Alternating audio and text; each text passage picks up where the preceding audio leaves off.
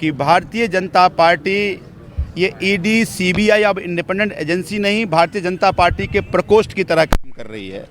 जैसे भारतीय जनता पार्टी में ना युवा प्रकोष्ठ, महिला प्रकोष्ठ, अब हो गया ये ईडी प्रकोष्ठ, ये सीबीआई प्रकोष्ठ, और उस सब की स्क्रिप्ट भाजपा ऑफिस में तय होती है, और वो जो ऑफिस में तय होती है वही ईडी सीबीआई करती है, ये तय कर रहा है। तीसरी बात जो तय कर रहा है, जो गंभीर है, वो है कि एक तरफ अदानी हजारों करोड़ रुपया देश की जनता का चूना लगा दिया, लेकिन वहाँ कोई ईडी नहीं गई, वहाँ कोई सीबीआई नहीं गई, चूँकि प्रधानमंत्री की दोस्ती है।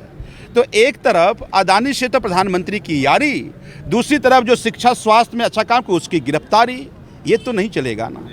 तो ये देश अब, जब कभी भी इस देश में किसी ने तानाशाह बनने की कोशिश की है, इस देश ने 75 की इमरजेंसी को भी देखा, वहाँ भी तानाशाह बनने की कोशिश की गई थी, लेकिन इस देश के जनतंत्र ने, जमहूरियत ने, जनता ने माकूल जवाब दिया।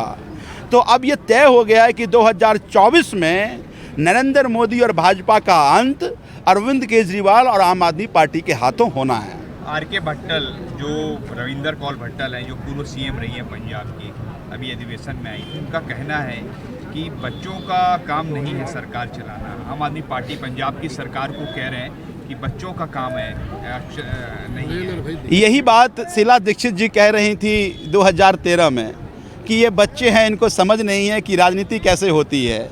इस बच्चे ने पूरे देश को एक नया मॉडल दिया शिक्षा का, नया मॉडल दिया स्वास्थ्य का, नया मॉडल दिया भ्रष्टाचार मुक्त व्यवस्था का।